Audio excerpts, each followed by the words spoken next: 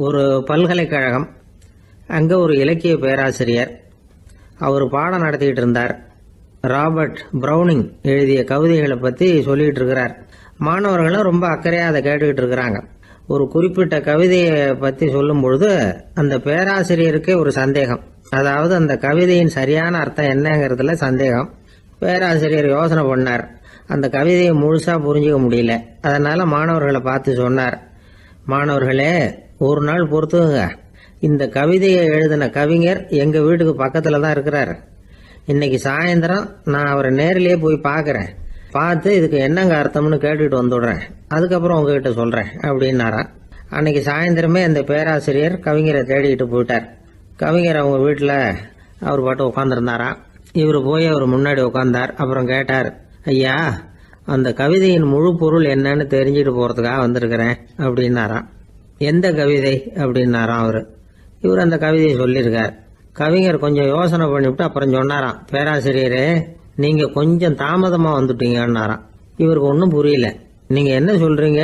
நான் தாமதமாக வந்துட்டேன்னா? நீங்கள் தான் உயிரோடு இருக்கிறீங்களே, அப்படி இருக்கும்பொழுது நான் தாமதமாக வந்துட்டேன்னா அது எப்படி அப்படின்னு இவர் குழம்பி இருக்கிறார். இப்போ கவிஞர் சொன்னாராம், ஐயா, நான் உயிரோடு இருக்கிறேன்னா இல்லையாங்கிறது முக்கியம் இல்லை. நான் அந்த கவிதை வரிகளை எழுதினப்போ 2 பேருக்கு அதோட அர்த்தம் தெரிஞ்சிருந்தது. இப்போ ஒரே ஒருத்தருக்கு தான் அதோட அர்த்தம் தெரியும் அப்படின்னாராம். பேராசிரியர் யோசனை பண்ணியிருக்கார். அப்படின்னா அந்த ஒருத்தர் கவிஞர் ராபர்ட் ப்ரௌனிங்கை தவிர வேற யாரா இருக்க முடியும்? இவர் தான் அப்படிங்கிறத அவர் மனசில் நினச்சிக்கிட்டார். அதனால சொன்னார், ஐயா, நான் தாமதமாக வரல, அந்த கவிதையின் பொருள் என்ன அது சொல்லுங்கன்னார். பேராசிரியரே, நான் சொல்றது உங்களுக்கு புரியலன்னு நினைக்கிறேன். நான் இந்த வரிகளை எழுதினப்போ 2 பேருக்கு அதோட அர்த்தம் தெரிஞ்சிருந்தது. அந்த 2 பேர் யாருன்னா, ஒருத்தர் ராபர்ட் ப்ரௌனிங், அதாவது நான், இன்னொருத்தர் கடவுள். இப்போ அது கடவுளுக்கு மட்டும்தான் தெரியும். நானே இதை பற்றி பல தடவை யோசனை பண்ணி பார்த்தேன். இது ரொம்ப அழகானது, ஆனாலும் ரொம்ப வழுக்கலானது. அதை பிடிச்சிட்டோம்னு நினச்சிக்கிட்டு இருக்கும் பொழுதே காற்று மாதிரி அது உங்ககிட்ட இருந்து ஓடி போயிடுது. எனக்கு ரொம்பவும் வருத்தமாக தான் இருக்குது. நிச்சயமாக நான் தான் இந்த வரிகளை எழுதியிருக்கிறேன். அதில் அர்த்தம் இருக்குங்கிறது எனக்கு தெரியும். அதை நான் உணர்றேன். ஆனால் நீங்கள் என்னை மன்னிக்கணும். எனக்கே கூட அதை என்னால் விளக்க முடியல. அப்படி இருக்கும் பொழுது உங்களுக்கு எப்படி அதை நான் விளக்க முடியும் அப்படின்னாரா அந்த கவிஞர். அனுபவிக்கப்படக்கூடிய எல்லாமே விளக்கப்படக்கூடிய ஒன்றல்ல, விளக்கப்படும் எல்லாமே அனுபவிக்கப்படக்கூடிய ஒன்றல்ல அப்படிங்கிறது ஞானிகளுடைய கருத்து. அதுக்காக தான் அந்த சம்பவம். வாழ்க்கையில் நீங்கள் தொடர்ந்து ஆய்வு செய்து கொண்டே இருக்கக்கூடிய விளக்கங்களை ஒருபோதும் அடைய முடியாத பரிமாணங்கள் இருக்கிறதுனால தான் அது அலுப்பு தட்டாமல் இருக்குது. உங்களால் நிறைய அனுபவிக்க முடியும். இருந்தாலும் நீங்கள் அனுபவித்து அறிந்த விஷயங்கள் கூட வார்த்தைகளால் விளக்கப்பட முடிவதில்லை அப்படிங்கிறது பெரியோர் சிந்தனை. இதெல்லாம் ஒரு பக்கம் இருக்கட்டும். நமக்கு தெரிஞ்ச பேராசிரியர் ஒருத்தர் 1 மணி நேரம் ரொம்ப விவரமாக வகுப்பு எடுத்தார். கடைசியாக சொன்னார், மாணவர்களே, ரொம்பவும் எளிமையாக விளக்கமாக எல்லா விவரமும் சொல்லியிருக்கிறேன். அதனால் இதில் உங்களுக்கு சந்தேகம் வர்றதுக்கு வாய்ப்பே இல்லை. இருந்தாலும் கேட்க வேண்டிய கடமை கேட்குறேன். இது வரைக்கும் நடத்தினதில் யாருக்காவது ஏதாவது சந்தேகம் உண்டா அப்படின்னு கேட்டாராம். எனக்கு ஒரே ஒரு சந்தேகம் தான் சார் அப்படின்னு எழுந்திரிச்சு நிற்கிறான் ஒருத்தன். என்னன்னு கேட்டாராம். இது வரைக்கும் நீங்கள் என்ன பாடம் சார் நடத்துனீங்க அப்படின்னானா அவன். ஒரு பெரியவர்கிட்ட பேசிக்கிட்டு இருந்தேன். அவர் என்கிட்ட ஒரு கேள்வி கேட்டார். திருடர்கள் எத்தனை வகை தெரியுமா உனக்கு அப்படின்னார். இதுதான் அவர் கேட்ட கேள்வி. எதுக்காக என்ன பார்த்து அந்த கேள்வி கேட்டாரு தெரியல. இருந்தாலும் நான் அவருக்கு பதில் சொன்னேன். திருடர்களில் எத்தனையோ வகை உண்டுங்க. கார் திருடன், சைக்கிள் திருடன், முகமூடி திருடன், எப்படி சொல்லிகிட்டே போகலாம். இருந்தாலும் என்னுடைய சிற்றறிவுக்கு எட்டின வரையில் திருடர்களை 2 வகையாக பிரிக்கலாம் அப்படின்னு நினைக்கிறேன். ஒன்று ராத்திரியில் திருடுற திருடன், இன்னொருத்தன் பகலில் திருடுற திருடன். அதாவது பகல் திருடன், ராத்திரி திருடன் அப்படின்னு பெரியவர் சிரிச்சார். என்ன சிரிக்கிறீங்களே? என்ன, கள்வர்கள் 4 வகை அப்படின்னு ஆரம்பித்தார். எப்படின்னு கேட்டேன்.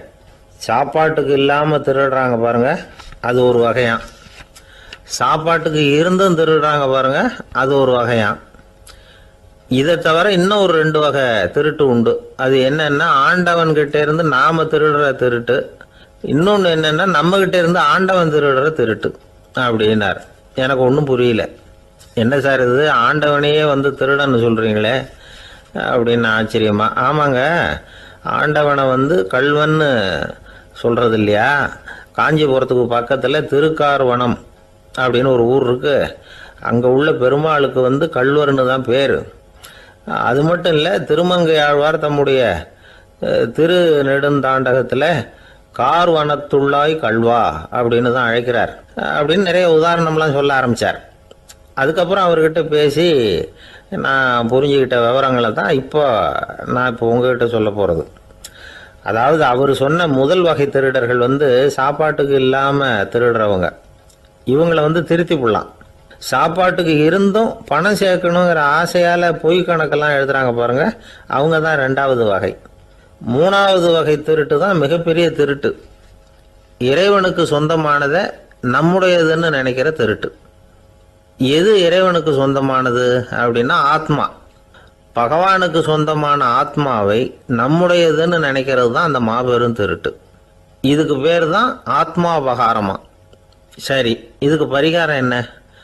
எல்லாம் இறைவனுடையது, நமக்கு ஒன்றும் இல்லை அப்படின்னு நினைக்கிறது தான் இதுக்கு பரிகாரம். இதெல்லாம் இருக்கட்டும். 4வது திருட்டு ஒன்று சொன்னோம்ல, ஆண்டவன் நம்மகிட்ட இருந்து திருடுறது. அது எப்படி? ஆண்டவனை கள்வன்னு சொல்கிறாங்க, அது சரி.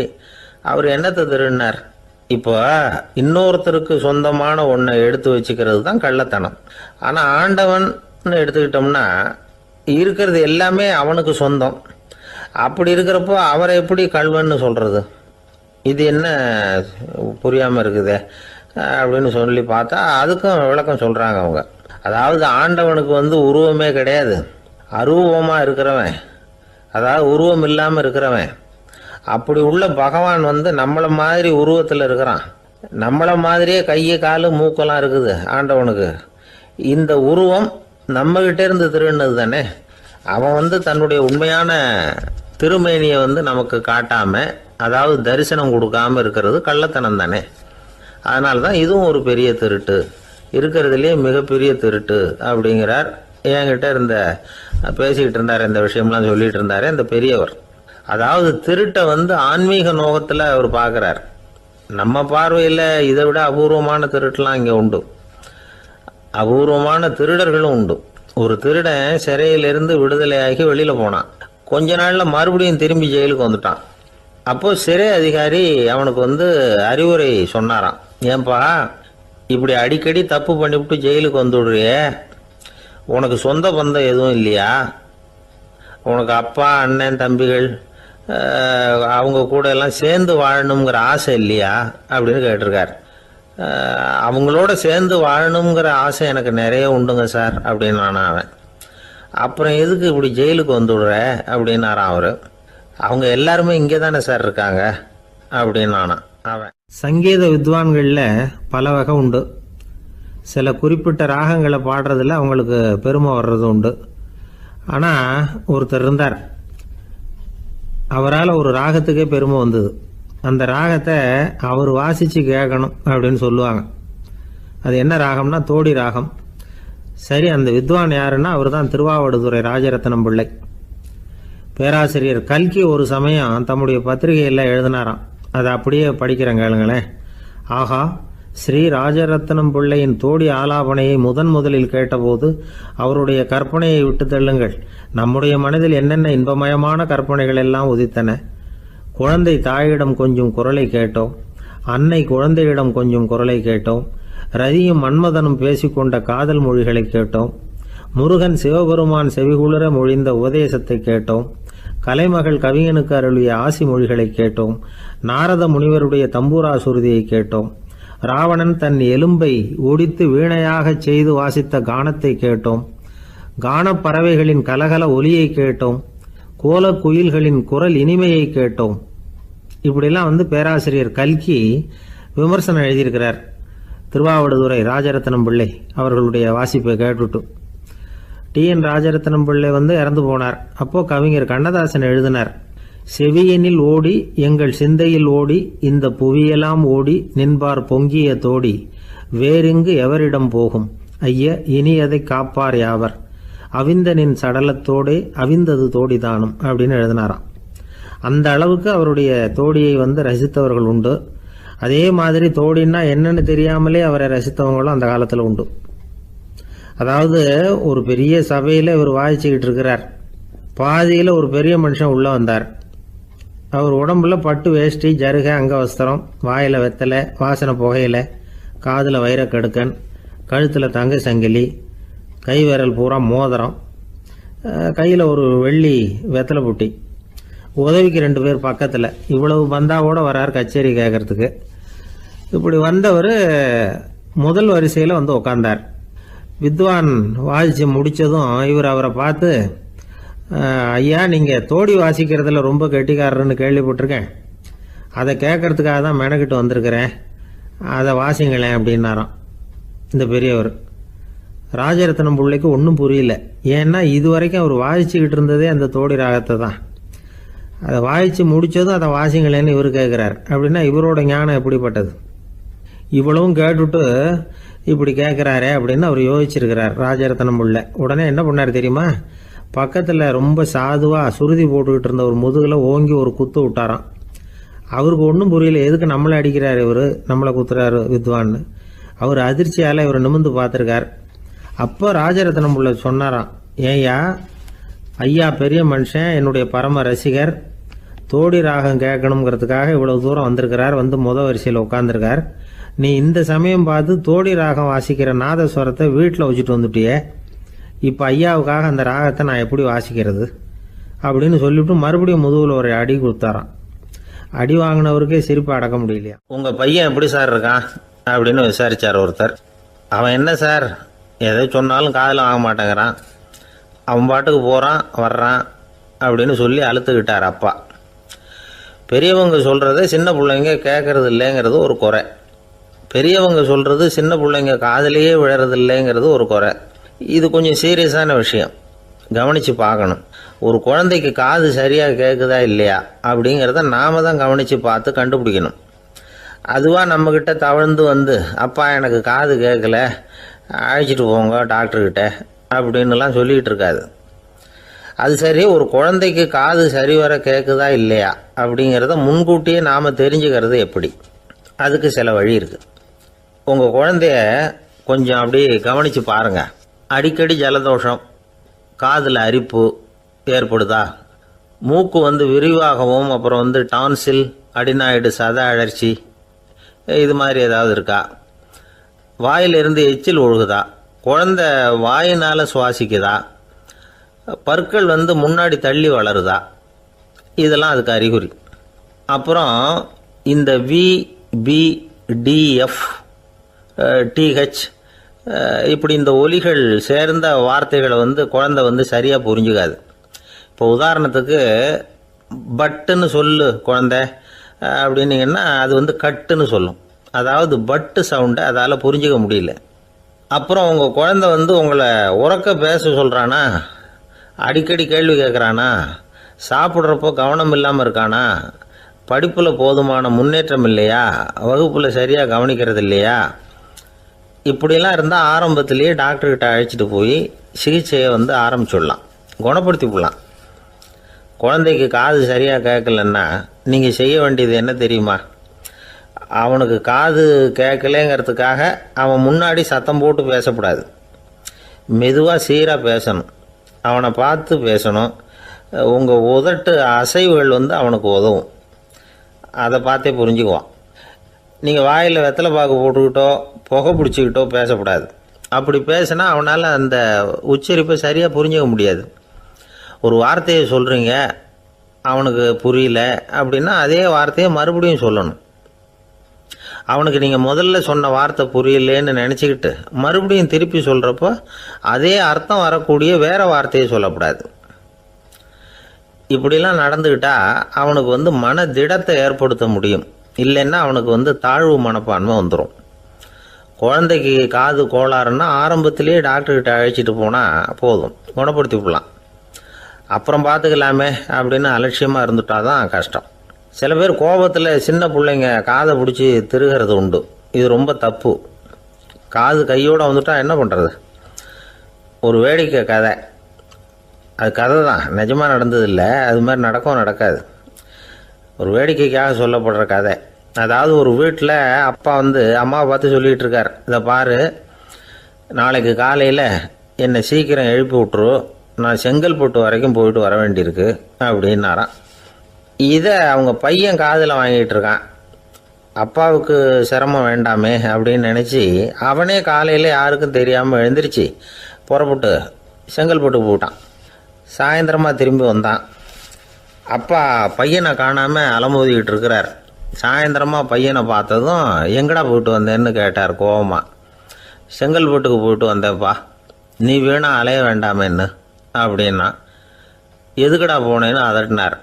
அதான்ப்பா, நீ நேற்று வந்து அம்மா கிட்ட சொல்லிகிட்டு இருந்த, அதை காதில் வாங்கினேன், உனக்காக நான் போயிட்டு வந்தேன் அப்படின்னா. உடனே எந்த காதில் வாங்கினேன் அப்படின்னு சொல்லி காதை பிடிச்சி திருகினார். அந்த காது கையோடு வந்துட்டுது. இது நடந்து கொஞ்ச நாள் கழித்து அந்த அப்பாவும் பையனும் கடத்தெருவில் போய்கிட்டு இருக்கிறாங்க. எதிரில் ஒரு நாய் ஓடி வந்தது. அதுக்கு 2 காதும் இல்லை. என்ன இது, இந்த நாய்க்குட்டிக்கு 2 காதும் இல்லை அப்படின்னார் அப்பா. அதுக்கு பையன் சொல்கிறான், அப்பா அது 2 தடவை செங்கல்பட்டுக்கு போயிட்டு வந்துடுவோம் அப்படின்னானா. ஒரு புகழ்பெற்ற ஜப்பானிய சாமுராய் வீரன், வாள் வீசுறதுல ரொம்ப கெட்டிக்காரன். ஒரு கடுமையான போரில் கலந்து கொண்டுட்டு களைச்சி போய் திரும்பி வந்தான். படுக்கையில் விழுந்தான். பக்கத்தில் என்னமோ சத்தம் கேட்டுது. திரும்பி பார்த்தான். ஒரு எலி அவனை முறைச்சி பார்த்துக்கிட்டு இருந்தது. உடனே வாழை உருவனா வீசினான். அது தப்பிச்சிட்டு ஓடி போச்சு. எவ்வளோ முயற்சி பண்ணி பார்த்தா முடியல. கடைசியில் அந்த வாள் முறிஞ்சு போனது தான் மிச்சம். ஒரு பக்கம் அவனுக்கு இது அவமானமாக போயிட்டுது, இன்னொரு பக்கம் பயமாக போயிட்டுது. எவ்வளவோ போர்களில் எதிரிகளை பந்தாடினவன் அவன் ஒரு எலிகிட்ட தோற்று போய்டுறதா அவனால் சகிச்சிக்க முடியல. மனைவிகிட்ட சொன்னான் இப்படி நடந்துட்டுதுன்னு. அவள் சிரிச்சா. உங்களுக்கு புத்தியே இல்லை, எலியை போய் யாராவது வாளால் வெட்டுவாங்களா அப்படின்னு அந்த அம்மா சொன்னதும், நீ என்ன சொல்கிறேன்னா, ஒரு பூனையை கொண்டுட்டு வந்துட்டா போதும், அதுக்கப்புறம் ஏன் எலி வரப்போகுது அப்படின்னு அந்த அம்மா.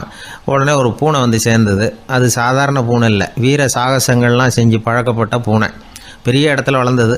அதை கொண்டுட்டு வந்துட்டாங்க. அந்த பூனை குறி பார்த்து எலி மேலே பாஞ்சுது. ஆனால் அந்த எலியை சுலபமாக தப்பிச்சு போட்டுது. அடுத்தபடியாகவும் பாயறதுக்கு முயற்சி பண்ணிச்சு அந்த பூனை. ஆனால் அந்த எலியோ ரொம்ப தந்திரமாக திடீர்னு அந்த பூனையின் முகத்துக்கு நேராக பாஞ்சுது. அவ்வளவுதான். அந்த பூனை பயந்து போய் ஒரே தாவா தாவி ஜன்னல் வழியாக வெளியில் ஓடி போச்சு. அந்த வீரனுக்கு இது ஒரு பெரிய அதிர்ச்சியாக இருந்தது. அடுத்தபடியாக யோசனை பண்ணான். ராஜா வளர்த்துக்கிட்டு இருந்த அரண்மனை பூனையை ஒரு நாள் ஏரவலா கேட்டு வாங்கிட்டு வந்தான். ஊர் உலகம்லாம் பேர் வாங்கின பூனை அது. அந்த பூனையாலும் அந்த எலியை ஒன்றும் செய்ய முடியல. வீரனுக்கு ரொம்ப அதிர்ச்சி. அந்த அரண்மனை பூனைகிட்டையே போய் புலம்புனான். அரண்மனை பூனையே, நீயே தோற்று போயிட்டியே, இனிமேல் நான் என்ன செய்ய முடியும்னா. அந்த பூனை சிந்திச்சுது. அப்புறம் சொல்லிச்சு, இந்த காரியத்துக்கு இந்த மேல்மட்ட விவகாரம்லாம் சரிப்பட்டு வராது. சாதாரண வீட்டு பூனை கிடச்சிதுன்னா அதை கொண்டுகிட்டு வந்து விட்டுப்பார் அப்படின்னுது. சாதாரண பூனையால் என்ன செஞ்சிட முடியும்னா இவன் நம்பிக்கை இல்லாமல். இப்போ அந்த அரண்மனை பூனை சொல்லிச்சு, பெரிய வீட்டு பூனையெல்லாம் நல்லா சாப்பிட்டு தூங்கி பழக்கப்பட்டிருக்கோம். அதுக்கெல்லாம் ராஜதந்திரம் தெரியும், ஆனால் எலி பிடிக்க தெரியாது. அதுக்கான வளர்ப்பும் இல்லை, பயிற்சியும் இல்லை. ஏன்னா அதுக்கெல்லாம் பசி கிடையாது. சாதாரண வீட்டு பூனை அப்படி இல்லை, பசிக்கு ஆகாரம் தேடி அலையும். எலிகளை பிடிச்சி சாப்பிட்டுட்டு தான் உயிர் வாழும். அதனால் அதுகளுக்கு எலியை பிடிக்கிற எல்லா உத்திகளும் தெரியும், எங்களுக்கு தெரியாது அப்படின்னுது. அது சரியே, அதுவும் பூனை தான், நீயும் பூனை தான், அதால் முடிகிற காரியம் ஏன் உன்னால் முடியல அப்படின்னு கேட்டான் இவன். இதுக்கு அந்த பூனை சொல்லிச்சு, இதே கேள்வியை நானும் கேட்டேன், உன்னுடைய தந்திர முறை என்னன்னு கேட்டேன். அதுக்கு பதில் சொல்லாமல் படுத்து தூங்கி போச்சு. அதை மறுபடியும் எழுப்பி கேட்டேன், அதுக்கு கோவம் வந்துட்டுது. இதில் என்ன தந்திர முறை வேண்டியிருக்கு, நான் ஒரு பூனை, அவ்வளவுதான். பூனைன்னா பூனை, பூனை எலியை பிடிக்கும், நான் எலியை பிடிக்கிறேன், அவ்வளவுதான்னுது அப்படின்னு சொல்லி விவரமாக சொல்லிச்சு அந்த அரண்மனை பூனை. உடனே ஒரு சாதாரண பூனையை கொண்டுட்டு வந்துட்டாங்க. கொண்டாந்து விட்டால் அது பார்க்குறதுக்கு ரொம்ப சாதாரணமாக தெரிஞ்சுது. இந்த வீரனுக்கு நம்பிக்கை வரல. இருந்தாலும் அதை கொண்டுட்டு வந்து வீட்டுக்குள்ளே விட்டான். ஒரே நிமிஷம் அந்த எலியை கவிட்டு வெளியில் ஓடிப்போச்சு. மேலிடத்து பூனைகள்லாம் இதை வேடிக்கை பார்த்துக்கிட்டு வெளியில் நின்றுக்கிட்டு இருக்குது. எல்லாரும் மெதுவாக அந்த பூனையை நெருங்கி, உங்ககிட்ட அப்படி என்ன தனிப்பட்ட திறமை, அதோட ரகசியம் என்னன்னு கேட்டாங்க. அந்த சாதாரண பூனை ரொம்ப சாதாரணமாக சொல்லிச்சான், அதெல்லாம் எனக்கு தெரியாது, நான் பூனை, அவ்வளவுதான், நீங்களும் பூனையாக இருங்கோ அப்படின்னு சொல்லிவிட்டு அந்த பூனை தன்னுடைய வாயில் கவிய எலியோடு அங்கேருந்து நடந்து போச்சு. இந்த கதையிலேருந்து நாம் புரிஞ்சிக்க வேண்டிய தத்துவம் என்னென்னா, நீயாக இரு. இதுதான் அந்த தத்துவம். நம்ம ஒவ்வொருத்தருக்கு உள்ளேயும் ஒரு தனித்தன்மை இருக்குது. இதை அவங்கவுங்க புரிஞ்சுக்கிட்டு உண்மை இயல்பு புரிஞ்சுக்கணும். நம்முடைய இயல்பு என்னங்கிறது நமக்கு தெரியணும். அதை கண்டுபிடிக்கிறது தான் உண்மையான கலை. ஒரு பெரிய மனுஷன் வாயை அகலமாக திறந்து வச்சுட்டு தூங்கிட்டு இருந்தான். உடனே ஒரு எலி உள்ளே பூந்துட்டு தான். வீட்டு வேலையாள் டாக்டருக்கு ஃபோன் பண்ணான். எங்கள் முதலாளி வாய்க்குள்ளே ஒரு எலி பூந்துட்டுது டாக்டர் அப்படின்னா. நான் உடனே புறப்பட்டு வரேன், அதுக்கு முன்னாடி நீ ஒரு ரொட்டி துண்டை எடுத்து ஒரு வாய்க்கு முன்னாடி காட்டு, உள்ளே போன எலி வெளியில் வந்துடும்னார் டாக்டர். சரின்னு சொல்லிவிட்டான். கொஞ்ச நேரத்தில் டாக்டர் அங்கே போய் சேர்ந்தார். அப்போ வேலைக்காரன் ஒரு பெரிய மீனை அவர் வாய்க்கு நேராக இப்படியும் இப்படியும் ஆட்டிக்கிட்டு இருந்தான்.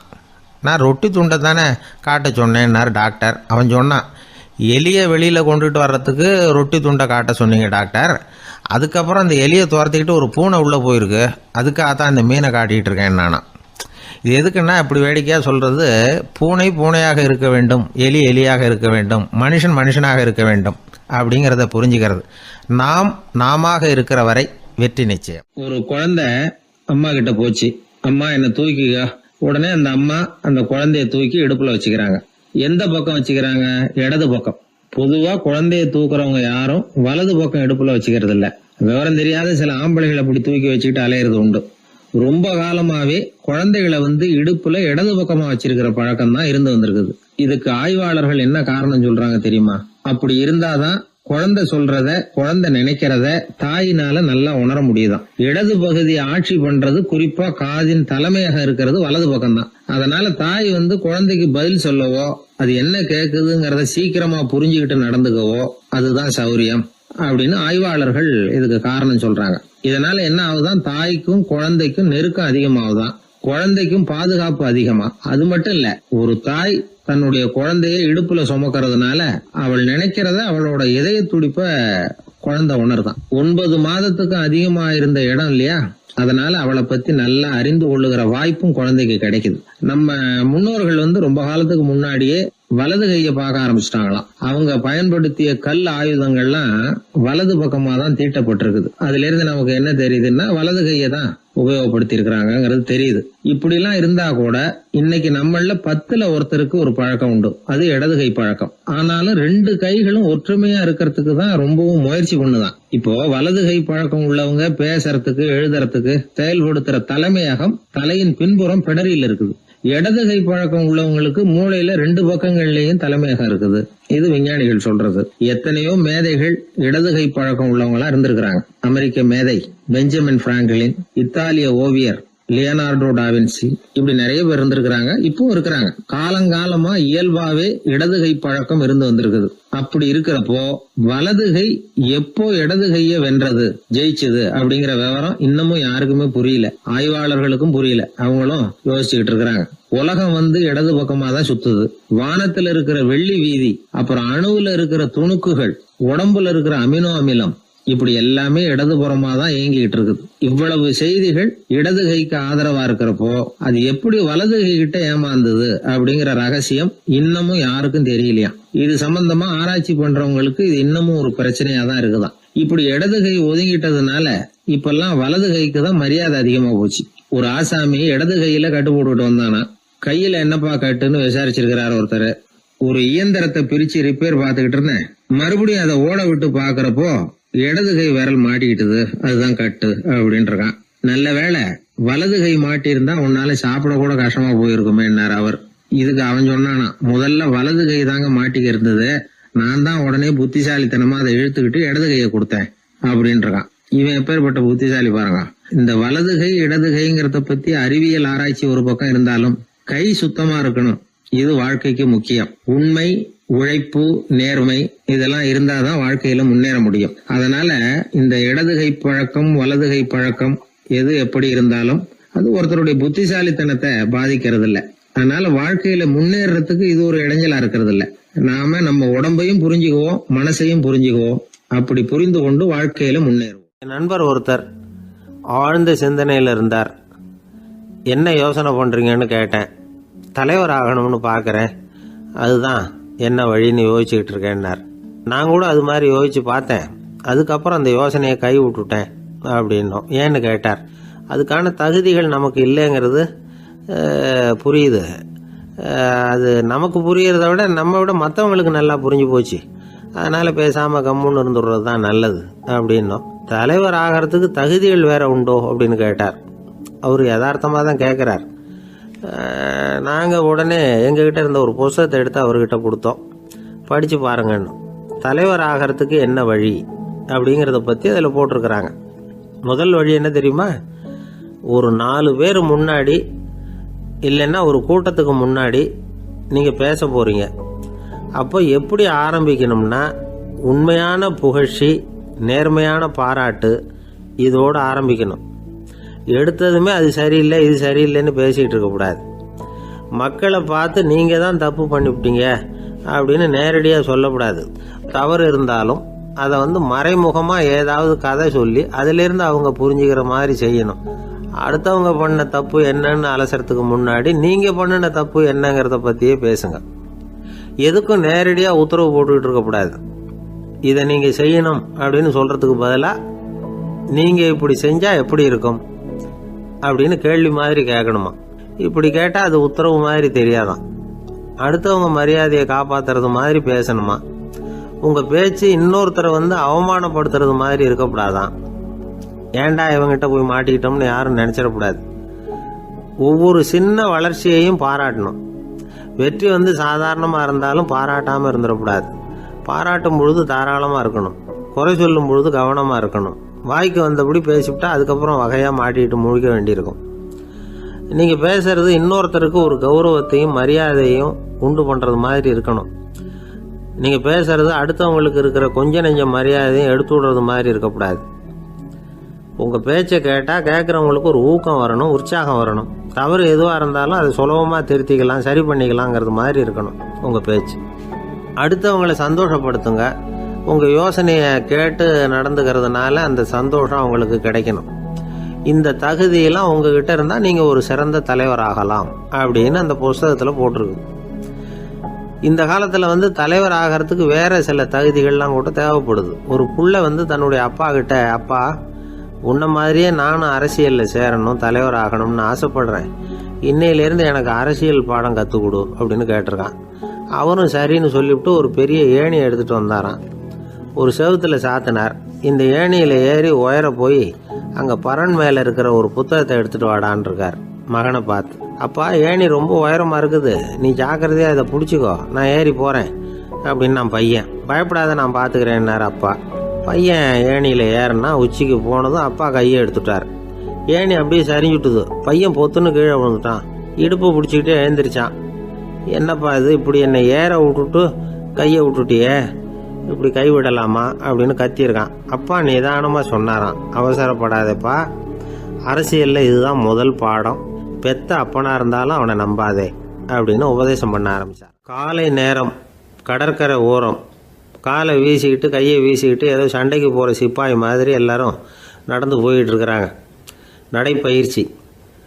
அதில் நமக்கு தெரிஞ்ச ஒருத்தர் எதிரில் வந்தார் ரொம்ப வேகமாக. என்ன சார் வாக்கிங்க அப்படின்னு கேட்டோம். அவரால் ஆமாம்னு பதில் சொல்ல முடியல, அவ்வளவு கஷ்டம். மூச்சு விடுறதுக்கே வாயை திறந்து மூடிட்டு இருக்கிறார். எங்கே பேசுறது? கொஞ்சம் நின்று நிதானித்து மூச்சு விட்டுட்டு அதுக்கப்புறம் சொன்னார் ஆமாம் அப்படின்னு. என்ன சார் இவ்வளவு வேகம்னோம்? உங்கள் பேச்சை கேட்டுவிட்டு தான் சார் நடக்க ஆரம்பித்தோம். நீங்கள் தான் அடிக்கடி சொல்லிகிட்டு இருந்தீங்க நடக்கிறது நல்லதுன்னு. அன்னையிலேருந்து ஆரம்பிச்சுட்டேன், ஆனால் ரொம்ப கஷ்டமாக இருக்குது சார். இப்போ பாருங்கள், உங்கள்கிட்ட சுலபமாக பேசக்கூட முடியல, மூச்சு வாங்குது, உடம்பு கூட வலிக்கிறது மாதிரி இருக்குது அப்படின்னு அவர் பாட்டுக்கு பேச ஆரம்பிச்சிட்டார். உங்களை யார் சார் இவ்வளவு வேகமாக நடக்க சொன்னது? வேகத்தை குறைங்க, மெதுவாக நடங்க அப்படின்னோம். நீங்கள் நடக்கிறதுனால என்னென்ன சௌகரியம்னு அன்னைக்கு சொன்னீங்களே தவிர சௌகரியமாக நடக்கிறது எப்படின்னு சொல்லலையே அப்படின்னார் அவர். இன்னமும் லேசாக மூச்சு வாங்கிக்கிட்டே சொன்னால் கூட இவர் சொல்கிறதுலேயும் ஒரு நியாயம் இருக்குது. அதனால் இந்த நடைப்பயிற்சி பண்ணுறவங்க கவனிக்க வேண்டிய சில முக்கியமான குறிப்புகள் இருக்குது. அது என்னென்னங்கிறத அவங்க தெரிஞ்சுக்கணும். அது தெரிஞ்சு வச்சுக்கிறது நல்லது. இதெல்லாம் மருத்துவ நிபுணர்கள் சொல்கிற குறிப்புகள். அவங்க என்ன சொல்கிறாங்க தெரியுமா? உங்கள் வயசு 40க்கு மேலேயா? உங்கள் எடை இருக்க வேண்டியதை விட 10 கிலோ அதிகமாக இருக்குதா? நீங்கள் புகை பிடிக்கிறவரா? இதய நோய், இரத்த நாள நோய், உயர் இரத்த அழுத்தம் இப்படி ஏதாவது உங்களுக்கு உண்டா? அப்படின்னா நீங்கள் உங்கள் இஷ்டத்துக்கு வரிஞ்சு கட்டிக்கிட்டு நடைப்பயிற்சி பண்ண ஆரம்பிச்சிடாதீங்க. முதல்ல ஒரு மருத்துவ பரிசோதனை பண்ணிக்கோங்க, அதுதான் நல்லது அப்படின்னு அவங்க சொல்கிறாங்க. நடக்கிறப்போ, உடற்பயிற்சி செய்கிறப்போ மார்பு பகுதியில் அல்லது வேறு எங்கேயாவது தொடர்ந்து வலி இருந்ததுன்னா பயிற்சியை நிறுத்தி விட்டு டாக்டரை போய் பார்க்கணும். நடைப்பயிற்சி பண்ணுறப்போ உங்கள் சக்திக்கு தகுந்த மாதிரி மெதுவாக அதிக கஷ்டம் இல்லாமல் முன்னேறலாம். அங்கே என்ன போட்டியாக வைக்கிறாங்க, முந்திக்கிட்டு போய் என்ன பண்ண போகிறோம், பரிசா வாங்க போகிறோம்.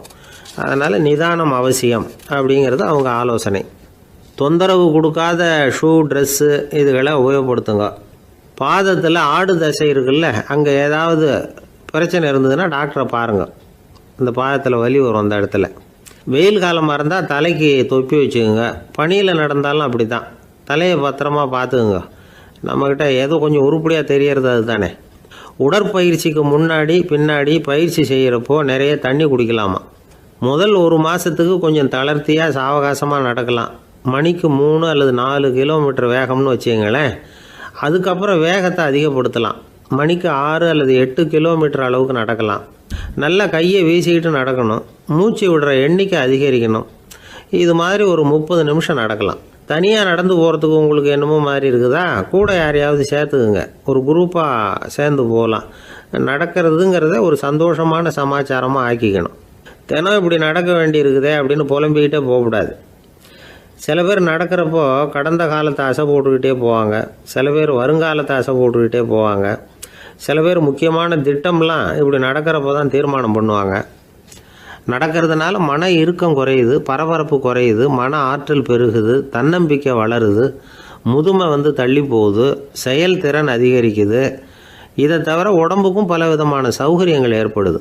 அதனால் இது வரைக்கும் நடக்க ஆரம்பிக்காதவங்க இனிமேல் இந்த குறிப்புகளை கவனத்தில் வச்சுக்கிட்டு நடக்க ஆரம்பிச்சுடலாம்.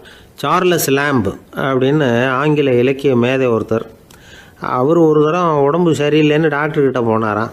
டாக்டர் அவரை பார்த்துட்டு, நீங்கள் தினமும் காலையில் வெறும் வயத்தில் நடக்கணும் அப்படின்னாராம். வெறும் வயத்தில் நடக்கிறதுக்கு நான் தயார், ஆனால் வயிறு கிடைக்கணுமே சார், யார் வயத்து மேலே நடக்கிறது டாக்டர் அப்படின்னு கேட்டாராம் இவர். ஒருத்தர் முகத்தை உம்முன்னு வச்சுக்கிட்டு வந்துக்கிட்டு இருந்தார். ஏன்னு கேட்டாங்க. யார் என்னை பார்த்தாலும் உடனே முகத்தை திருப்பிக்கிட்டு போடுறாங்க சார் அப்படின்னார். உங்ககிட்ட பிரியமாக பேசுகிற நண்பர்களே கிடையாதா அப்படின்னு கேட்டாங்க. அப்படி யாரும் இல்லையே அப்படின்னாராம். அதிகமாக நமக்கு நண்பர்கள் கிடைக்கணும்னா அதுக்குன்னு சில உத்திகள் இருக்கு, அமெரிக்க எழுத்தாளர் ஒருத்தர் சொல்லியிருக்கிறார் அப்படின்னு சொன்னாங்களாம் விவரம் தெரிஞ்சவங்க. அப்படின்னு அதை எனக்கும் கொஞ்சம் சொல்லிக் கொடுங்களேன் அப்படின்னு கேட்டிருக்காரு இவர். உடனே அதை பத்தி அவர்கிட்ட சொல்ல ஆரம்பிச்சாங்களாம். அது என்னன்னா, முதல் குறிப்பு என்னன்னா, எதிரில் உள்ளவங்க நிறைய பேசுறதுக்கு வாய்ப்பு கொடுக்கணுமா. நம்ம பத்தியே பேசிட்டு இருக்க கூடாதான். அவர் பேசுற விஷயம் எதுவா இருந்தாலும் ஆமா நல்லது அப்படின்னு சொல்லி ஏத்துக்கணுமா. இது ஒரு குறிப்பு. 2வது குறிப்பு என்னன்னா, கூடுமான வரைக்கும் யாருகிட்டையும் அனாவசியமா வாதம் பண்ணிட்டு இருக்க கூடாது. 3வது குறிப்பு என்னன்னா, எந்த பிரச்சனையையும் அடுத்தவங்க கண்ணோட்டத்திலேயே பார்க்கணும், நம்ம கண்ணோட்டத்திலேயே பார்த்துட்டு இருக்க கூடாது. எப்பவுமே அடுத்தவங்க மனோபாவத்தை நாம புரிஞ்சு வச்சிருந்தோம்னா நம்மள யாராலையும் ஜெயிக்க முடியாது. 4வது குறிப்பு என்னன்னா, ஒருத்தர்கிட்ட பேச ஆரம்பிக்கிறப்பவே இயல்பா அன்பா ஆரம்பிக்கணும். உதாரணத்துக்கு, இந்த சட்டை உங்களுக்கு ரொம்ப பொருத்தமா இருக்குதே அப்படின்னு சொல்லி ஆரம்பிக்கலாம். அதை விட்டுட்டு, அன்னைக்கு என்ன சார் என்ன அம்போன்னு விட்டுட்டு அப்படி ஆயிட்டீங்க அப்படின்னு ஆரம்பிக்க கூடாதான். இதெல்லாம் விவரம் தெரிஞ்சவங்க சொல்லி கொடுத்துருக்கிற குறிப்புகள். 5வது விஷயம் என்னன்னா, நம்ம தவறுகளை தயக்கம் இல்லாம ஒத்துக்கணும், அதுக்காக கூச்சப்படக்கூடாது. 6வது குறிப்பு, அடுத்தவங்க கருத்துக்கு மதிப்பு கொடுக்கணும். நீங்க சொல்றது தப்பு சார் அப்படின்னு முகத்துல அடிச்சா அப்படி பேசக்கூடாது. 7வது விஷயம் என்னன்னா, சில பேர் எப்ப பார்த்தாலும் சவால் விட்டுக்கிட்டே இருப்பாங்க. அனாவசியமான சவால் சில பேரால தவிர்க்க முடியாது, அப்படி விடக்கூடாதான். 8வது கருத்து, நம்ம கருத்து என்னவோ அதை எதிராளியின் வாயிலிருந்து வரவழைக்கணும். அப்படி வரவழைக்கிறதுக்கு முயற்சி பண்ணணும். இது ஒரு முக்கியமான கருத்து. அப்புறம் 9வது குறிப்பு என்னன்னா, நம்ம யோசனைய புதிய முறையில சொல்லி பார்க்கலாம். அடுத்தவங்க சொல்ற யோசனையை ஏத்துக்கணும். அந்த யோசனை மகா மோசமா இருந்தா கூட அதை ஏத்துக்கிற மாதிரி நடிக்கலாமா, அது கூட தப்பு இல்லைங்கிறாங்க. 10வது குறிப்பு ரொம்ப முக்கியமானது. அதாவது அனாவசியமா பொய் சொல்லக்கூடாது. அப்படி எப்பவாவது பொய் சொல்ல வேண்டிய அவசியம் வந்துட்டுதுன்னு வைங்க, பெரிய பொய்யா சொல்லி கொள்ளணுமா, அதை நம்பும்படியா சொல்லணுமா. சில சமயம் தேவைப்பட்டா பொய்ய உண்மையா கூட மாத்திக்கலாமா.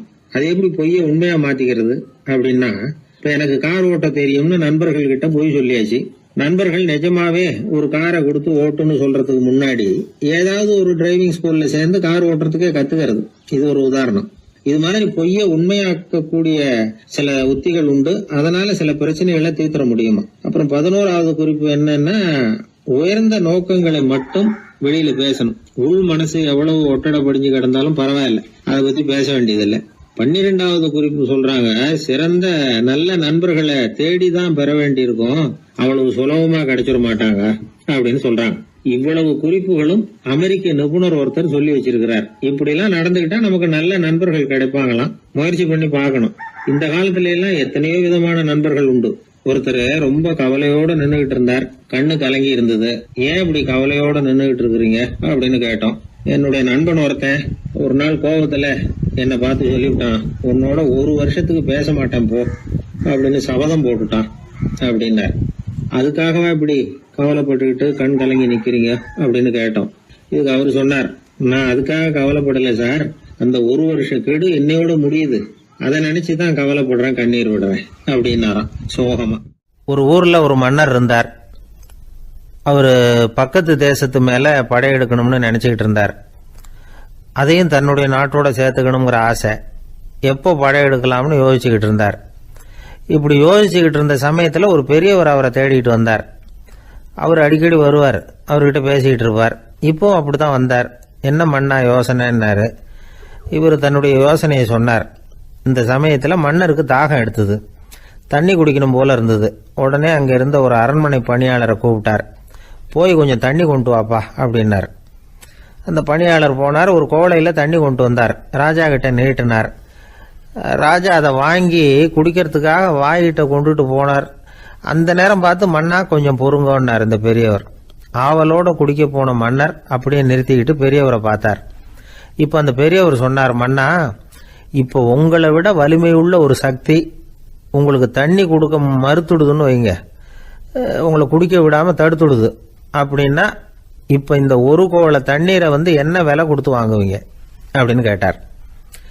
இப்போ எனக்கு இருக்கிற தாகத்துக்கு என்னுடைய அரசாங்கத்துல பாதியையாவது கொடுத்து இந்த தண்ணியை வாங்கறதுக்கு தயங்க மாட்டேன்னார் அவர். சரி, இப்ப அந்த தண்ணியை குடிங்கன்னார் பெரியவர். மன்னர் ஆவலோடு அந்த தண்ணியை குடிச்சு முடிச்சார். அதுக்கப்புறம் கொஞ்ச நேரம் தன்னுடைய படையெடுப்பை பத்தி சொல்லிட்டு இருந்தார். கொஞ்ச நேரம் கழிச்சு மறுபடியும் இந்த பெரியவர் கேட்டார், மன்னா, இப்போ நீங்க ஒரு கோவள தண்ணீரை குடிச்சு முடிச்சுட்டீங்க.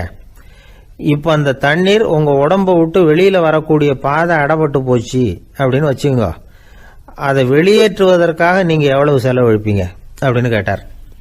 மன்னர் யோசனை பண்ணார். அப்படி ஒரு நிலைமை ஏற்பட்டு போச்சுன்னா என்னுடைய அரசாங்கம் பூராவையும் அதுக்கு ஈடா தர்றதுக்கு கூட தயங்க மாட்டேன்னார்.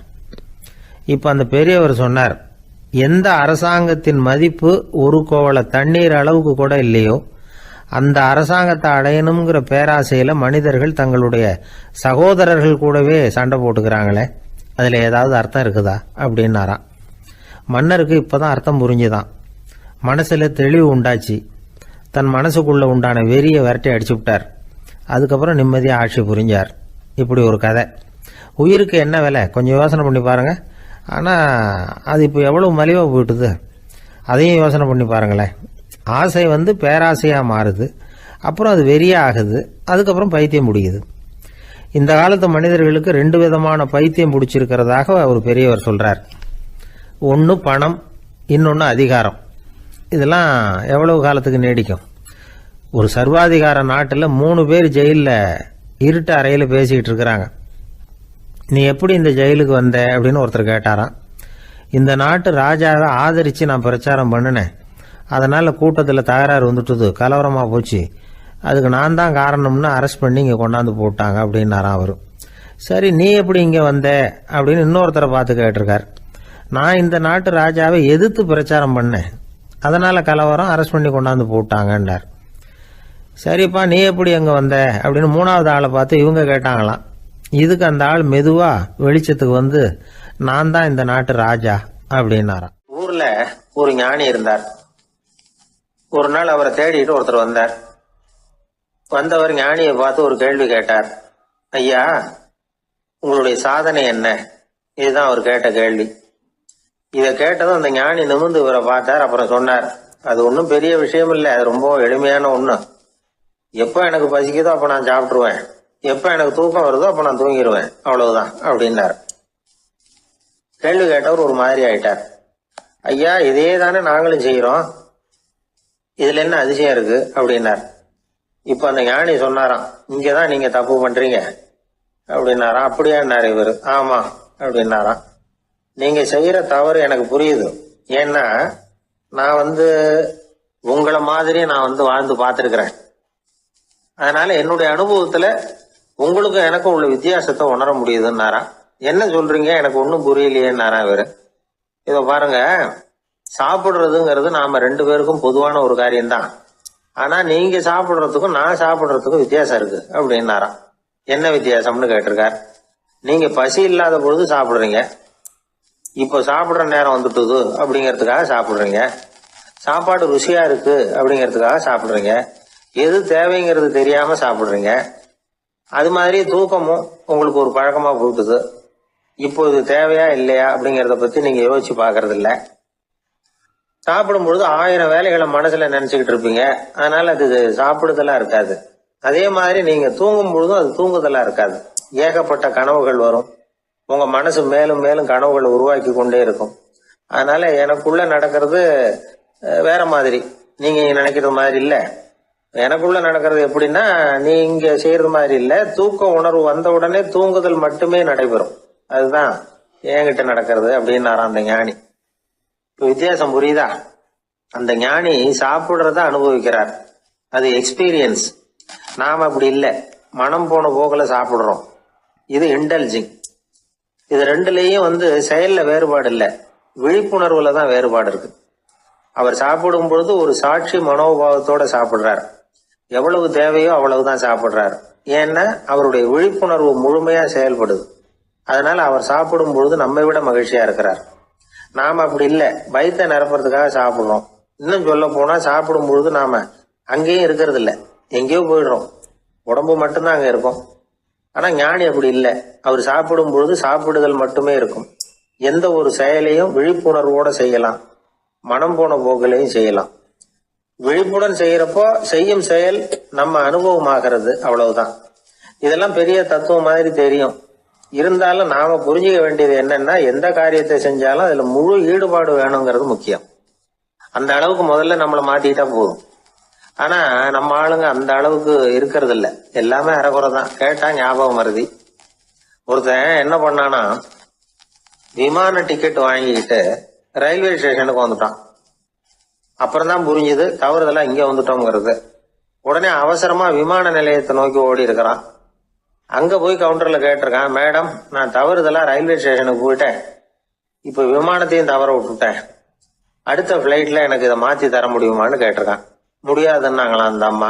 ஏன்னு கேட்டானா, ஏன்னா இப்ப நீங்க வந்திருக்கிறது பஸ் ஸ்டாண்டு அப்படின்னாங்களாம்.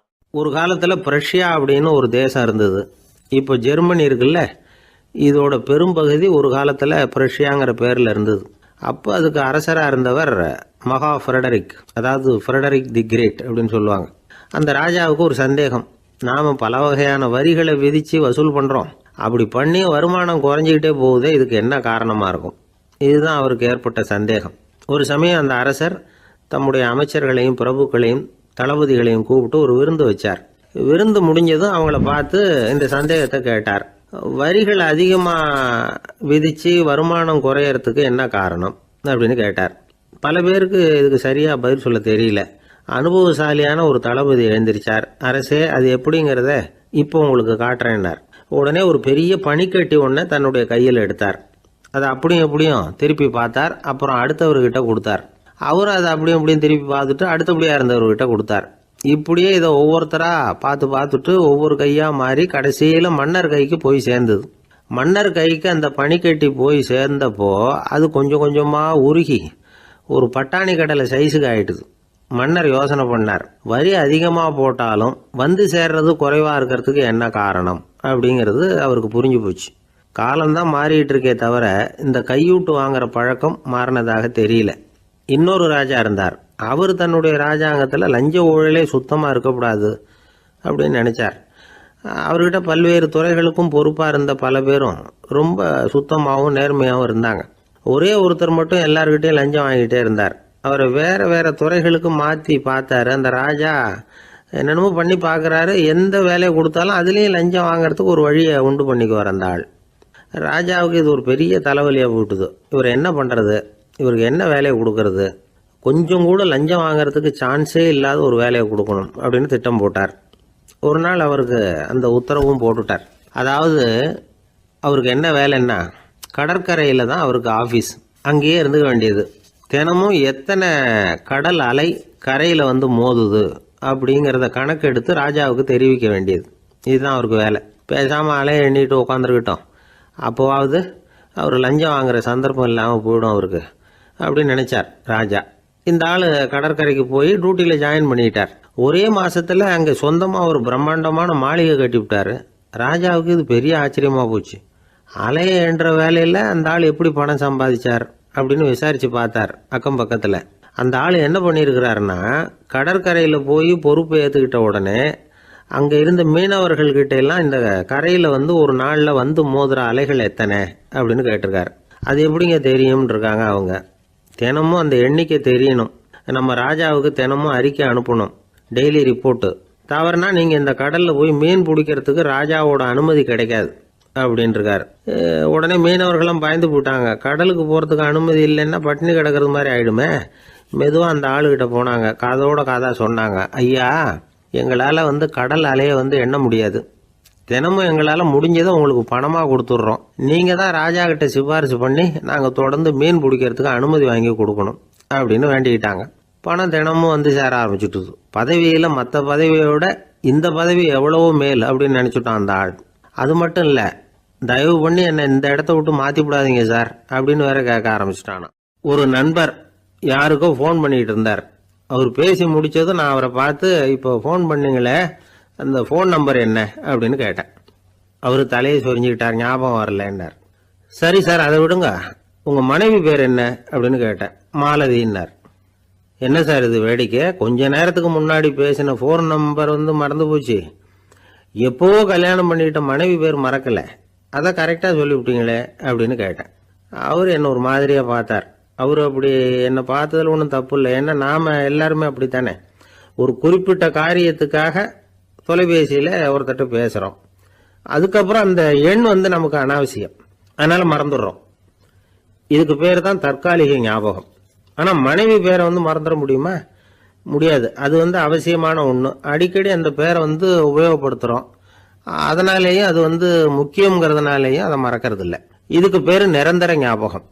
சரி, இந்த தற்காலிக ஞாபகம், நிரந்தர ஞாபகம், இது ரெண்டு ஞாபக அளவுகளையும் கட்டுப்படுத்துறது எது அப்படின்னா மூளைக்குள்ள நடக்கிற மின்சார நடவடிக்கைகள் தான். தற்காலிக ஞாபகம் ஒரு மின்னல் மாதிரி தோன்றி மறையுது. நிரந்தர ஞாபகம் ஒரு படிவம் போல மூளையில் படிஞ்சுடுது. ஒரு சம்பவத்தின் பல பிரதிகள் மூளையில் பல்வேறு பகுதிகளிலேயும் படியறதுனால ஒன்று மறைஞ்சாலும் மறந்தாலும் இன்னொன்று மறையறதில்ல. இப்படிப்பட்ட நிலைமையில தான் தொண்டையில் இருக்கு, வாயில் வரமாட்டேங்குது சார் அப்படிமா. ஒருத்தருக்கு எந்த துறையில் ஆர்வமும் ஈடுபாடும் அதிகமோ அது சம்பந்தமான ஞாபக சக்தி அதிகமாக இருக்கும். தொழிலை விரும்புகிற ஒரு டெலிஃபோன் ஆபரேட்டருக்கு எண்கள்லாம் நல்ல ஞாபகம் இருக்கும். அது மாதிரி கவிஞர்களுக்கு வார்த்தைகள் நல்ல ஞாபகத்தில் இருக்கும். இது ஒரு பக்கம் இருந்தாலும் ஒரு மூளை வந்து எண்களை விட எழுத்துக்களை விட படங்களை ரொம்ப சுலபமாக ஞாபகத்தில் வச்சுக்குது. புரிஞ்சுக்கிற தன்மை, அனுபவம், புத்தி கூர்மை இது கூடி குறையிறத பொறுத்து ஞாபக சக்தியும் ஏறும் இறங்கும். இப்போ உதாரணத்துக்கு ஒரு பையனுக்கு படித்தது எதுவும் ஞாபகத்தில் இல்லைன்னா அவன் அதை சரியாக புரிஞ்சுக்கலன்னு அர்த்தம். இந்த மறதிங்கிறது எந்த சமயத்தில் ஒரு பிரச்சனை ஆகுது தெரியுமா? உங்களுக்கு வேண்டியப்பட்ட ஒருத்தரை ஞாயிற்றுக்கிழமை சாயந்தரம் சரியாக 5 மணிக்கு கடற்கரைக்கு வர சொல்லிவிட்டு அந்த நேரத்தை மறந்துவிட்டா அது பரவாயில்ல, வர சொன்னதையே மறந்துவிட்டா தான் நிலைமை மோசம்னு அர்த்தம். இப்படி இருந்தால் இது வந்து சிகிச்சை எடுத்துக்க வேண்டிய நிலைமைங்கிறத புரிஞ்சுக்கணும். ஆமாம், இதுக்கும் மருந்து இருக்குது. ஆனால் மூளை வந்து குறிப்பிட்ட அளவுக்கும் கீழே இயங்குறப்போவோ இன்னொன்று சொல்லுவாங்க, இந்த நியூரோ டிரான்ஸ்மிட்டர் அப்படின்னு சொல்லுவாங்க. அப்படிங்கிற மூளை ரசாயனம் ரொம்பவும் குறைஞ்சி போகிறப்போ மட்டும்தான் உபயோகப்படும். டாக்டர் என்ன சொல்கிறாங்க தெரியுமா? மூளையை பொறுத்த வரைக்கும் அதில் ஞாபக சக்தி அதிகமாக உள்ள மூளை, மறதி உள்ள மூளை அப்படின்னு ஒன்றும் கிடையாது அப்படிங்கிறாங்க. நினைவு வச்சுக்கிறதுக்கு பயிற்சி அளிக்கப்பட்ட மூளை, பயிற்சியற்ற மூளை அப்படின்னு வேணும்னா சொல்லலாம் அப்படின்னு சொல்கிறாங்க. அதனால் நம்ம ஞாபக சக்திங்கிறது நம்மகிட்ட இருக்கிற பயிற்சி, முயற்சி இதை பொறுத்து தான் அமையும். ஒருத்தர் ஒரு பென்சிலை எங்கேயோ வச்சுக்கிட்டு தேடிக்கிட்டு இருந்தார். அப்புறம் என்னமோ தீவிரமாக யோசனை பண்ணி அதை ஞாபகப்படுத்தி பார்த்துக்கிட்டு இருந்தாராம். எதிரில் உட்காந்துருந்தவர் சொன்னார், பென்சிலை தானே தேடிட்டு இருக்கீங்க, அது உங்கள் வலது காதில் இருக்குது சார் அப்படின்னாராம் அவர். இதுக்கு அவர் சொல்லியிருக்காரு, பென்சிலை வந்து வலது காதில் தான் வச்சிருக்கேங்கிறது எனக்கு நல்லா ஞாபகம்